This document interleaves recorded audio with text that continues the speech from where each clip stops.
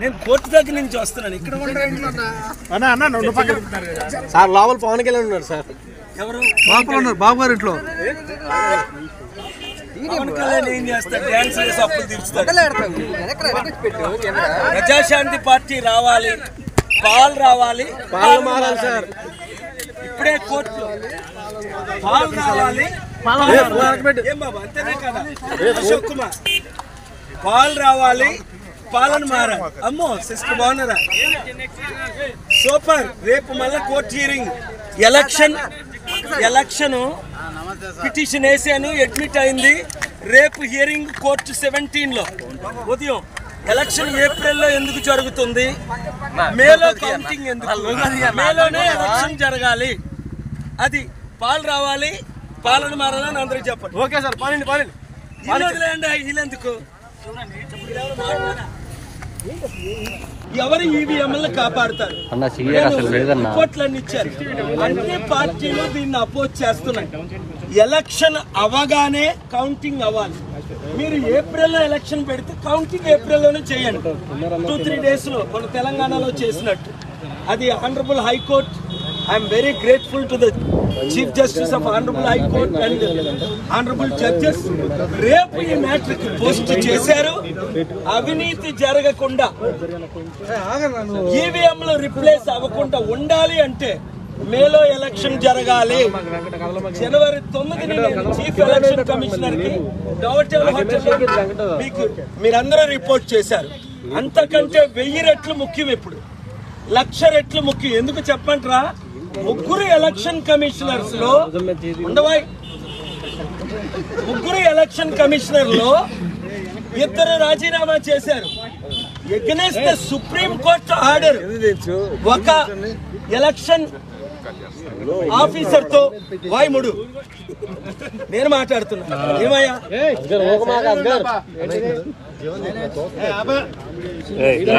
మాట్లాడినప్పుడు మళ్ళీ నువ్వెందుకు మాట్లాడుతావు? లైవ్ లో ఉంటుండగా మీడియా మిత్రులారా మాత్రమే ఇక్కడ ఉండండి. రత్మాలు దయచేసి మాట్లాడకండి. నేను ఓన్లీ 2 minutes మాట్లాడతా. మరొకసారి ఆంధ్రప్రదేశ్ హైకోర్టులో నేను పబ్లిక్ ఇంట్రెస్ట్ లిటిగేషన్ వేశాను. 20 పాయింట్లు ప్రొడ్యూస్ చేశాను. ఎలక్షన్ ఏప్రిల్లో అయి మేలో కౌంటింగ్ అయితే ఈవీఎంలు ఇప్పటికే 2010లో డిప్యూటీ కలెక్టర్ కంప్లైంట్ చేశారు 4000 ఈవీఎంలు దొరకలేదని. Chief election commissioner Rajiv Kumar గారికి జనవరి 9th అంతకు ముందు పర్సనల్గా కలిసి అనేక సార్లు మేము రిక్వెస్ట్ చేశాం.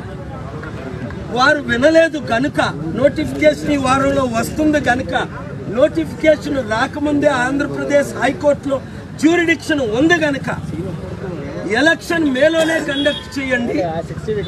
వెంటనే 2-3 రోజుల్లో కౌంట్ చేయండి. ప్రపంచంలో ప్రతి దేశంలో, డెమోక్రాటిక్ దేశంలో ఎలక్షన్ అయిన రోజునే ఓట్లు లెక్క పెడతారు. మన దేశంలోనే 30-40 రోజులు వెయిట్ చేయడం. ఆ దరిద్రం మనకొద్దు అని లీగల్ గా సుప్రీంకోర్టు సైటేషన్స్ ఫైల్ చేశాను. అంతేకాకుండా నిన్న మంచి chief election commissioner, senior election commissioner నా మిత్రులు గోయల్ గారు రాజీనామా చేశారు. ఎలక్షన్ కరప్షన్ అవుతుంది అని. చూసుకోండి, సుప్రీంకోర్టు జడ్జిమెంట్ ప్రకారం రేపు మీరు కోర్టుకు వస్తే వింటారు నా ఆర్గ్యుమెంట్స్. సుప్రీంకోర్టు జడ్జిమెంట్ ప్రకారం 3 కమిషనర్స్ ఉండాలి. ఇప్పుడు ఎంతమంది ఉన్నారు? ఒకరే ఉన్నారు. ఎలక్షన్ జరపకూడదు చట్ట ప్రకారం. రాత్రి మీద ఎవరినో తెచ్చి పెట్టేసి వాళ్ళు 1 man షో అవుతుంది ఈ దేశంలో. ఇది democratic nation, secular nation. Fundamental rights are being violated. Article 14, 19, 21 are violated. Article 324 and 3, so many articles I am quoting.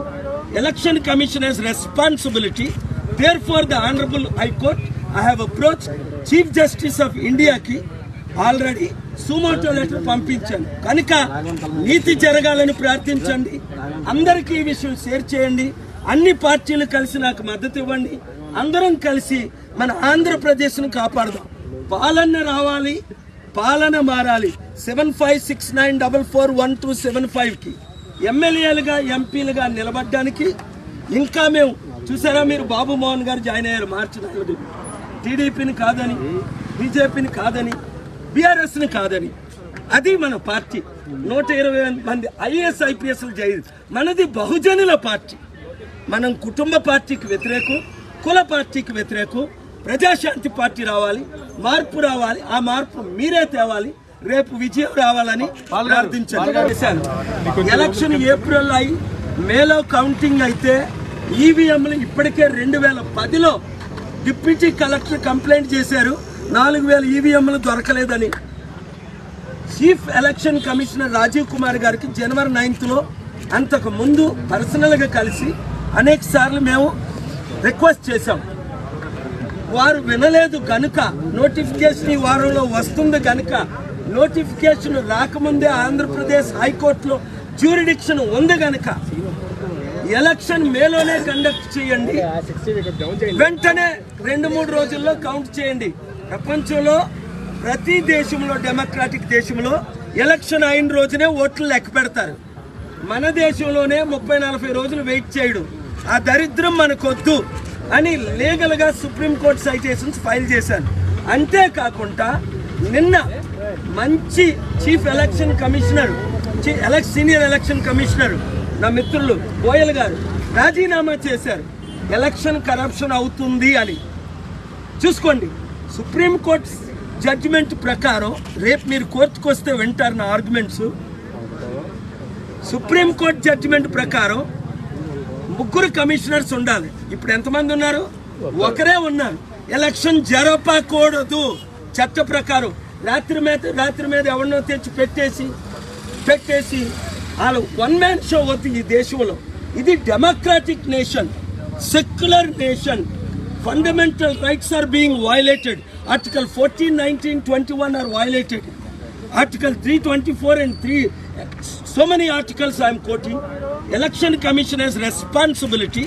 Therefore, the Honorable High Court, I have approached Chief Justice of India ki already sumoto letter పంపించాను. కనుక నీతి జరగాలని ప్రార్థించండి.